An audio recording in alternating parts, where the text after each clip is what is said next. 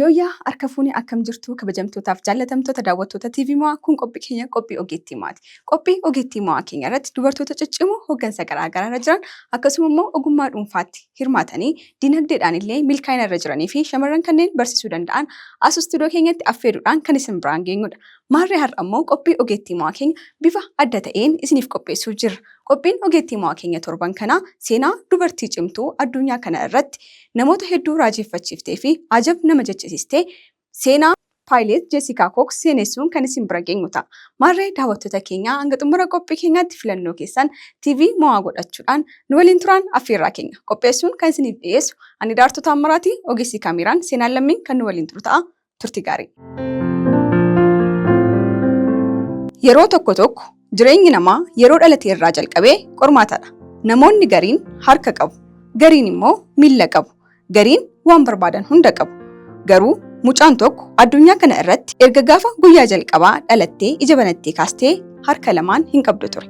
Taatee kanaan ogeessonni fayyaa callisan, maatiin rifatan, namoonni hedduun gara fuulduraa ishee ilaalanii sodaatan. Garuu mucaan kun guyyaa tokko samii mo'atte jechuun eenyuhillee hin yaadne ture.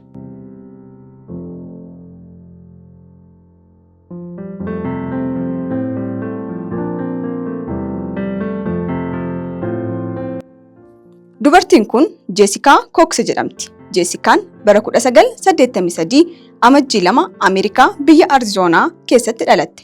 Yeroo dhalattee harka lamaanuu hin qabdu turte. Maatiin ishee yeroo jalqabaaf gammachuu fi gadda walitti makanii simatan. Garuu maatiin Jeesikaa murannoo cimaa tokko qabu turan. Isheen nama kaanii gadi miti. Isheen ni dandeessi jechuun of amansiisan. Ijoollummaan Jeesikaa akka daa'imman kan biraa salphaa hin turre. Ijoolleen hedduun yeroo ishee argan ni rifatu. Gariin ni sodaatuun, gariin immoo itti kolfu. Yeroo hedduu Jeesikaan of keessatti bohaa turte. Gaaffiin tokko yeroo mara sammuu ishee keessa naanna'a. Maaliifan akkas ta'e? Jeesikaan yeroo dheeraaf bo'uun deebii akka hin taane hubatte. Kanaafis jireenyi nama mohuu hin qabu jechuun murteessite.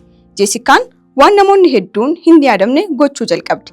Miilla isheetiin nyaata nyaachuu, miilla isheetiin barreessuu, Kompiitara fayyadamuu fi kiiboordii taphachuu, bilbila miilla isheen fayyadamuu, suura of kaasuuf, of qopheessuu fi miilla ishee akka harkaatti fayyadamuu eegalte. Yeroo namoonni hin dandeessu jedhan isheen callistee hojiidhaan agarsiisti. Jeesikaan qaama qofaan osoo hin taane onnee ishee keessattis waraana guddaa lolaa turte. Sodaa, qaanii, dhiphinaa fi yaada namootaa garuu guyyaa tokko murteessatte.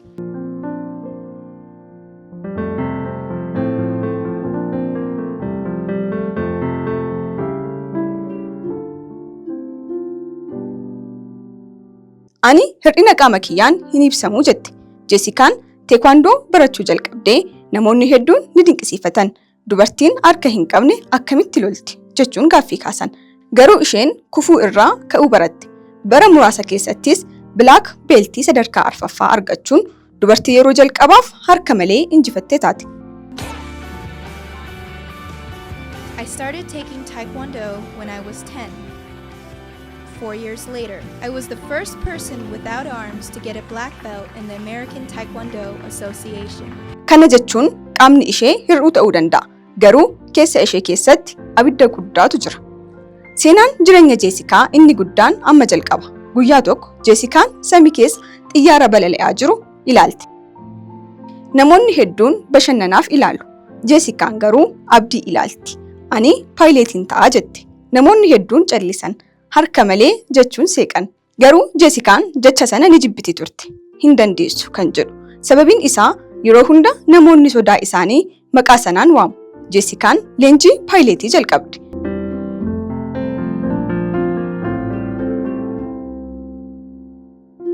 Yeroo jalqabaaf kokkiit yeroo teessee namoonni hedduun shakkii qabu ture.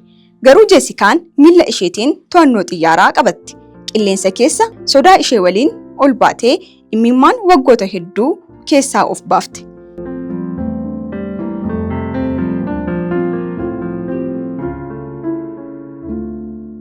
Jeesikaa Kooks samii keessa ofiin balalite.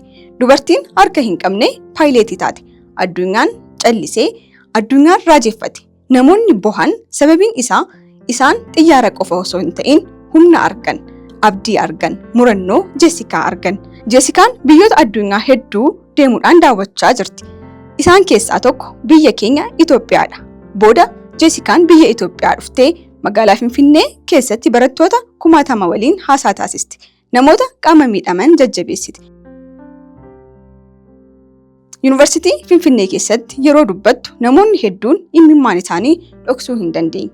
Boolee International Airport keessatti xiyyaara oofti. Dargaggoo harka hin qabne tokko waliinis wal argitee isa waliin yeroo dabarsite. Jireenyi kee hin xumuramne jechuun isa barsiifte. Har'a Jeesikaan addunyaa guutuu keessa deemti. Namoota kufan kaasti. Namoota abdii kutatan keessa abdii abiddaa qabsiifti. Isheen yeroo mara waan tokko jechuun beekamti. Disability is not inability. Qaamni kee si daangessuu danda'a. Garuu sammuu keef onneen kee yeroo bilisa ta'e samii keessa ni darbitaa jetti. Jeesikaa Kooks jechuun dubartii harka hin qabne qofa miti. Isheen deebii addunyaaf kennitedha. Namoota hin danda'u jedhan sodaataniif, namoota ofitti amanamummaa dhabaniif, namoota dukkana keessa abdii barbaadaniif sababni balali'uun harka qabaachuu miti. Abdii kutachuudha jetti. Kun seenaa Jeesikaa Kooks ture. Dubartii qaama keessa osoo hin taane onnee keessa balaliite.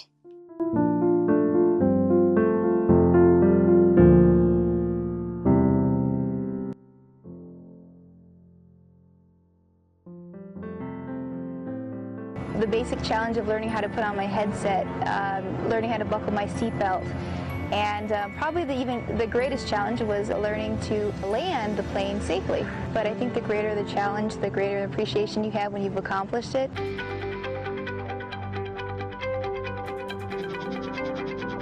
I always say that I don't think I'd ever want to do anything to prove myself to anyone. If I did anything...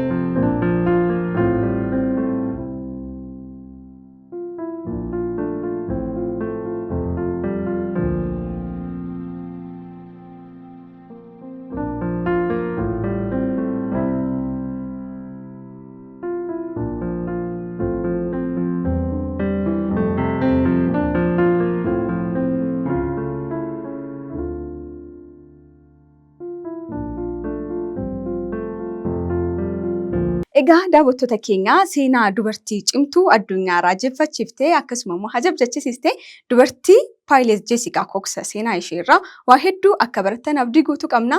Haaluma kanaan immoo torbee dhufuu qophii ogeettii mo'aa keenyaan keessummaa biraa istuudiyootti affeerrannee kan isin bira geenyu ta'a. Isinis yaadaa fi qeeqa qophii ogeettii mo'aa keenya irratti qabdan karaa lakkoofsa bilbilaa iskiriinii irra jiru akkasumas immoo fuula sooshaal miidiyaa keenyaan nu biraan gahaa isiniin jenna. Hanga torbanitti torban gaarii isiniif haa ta'u.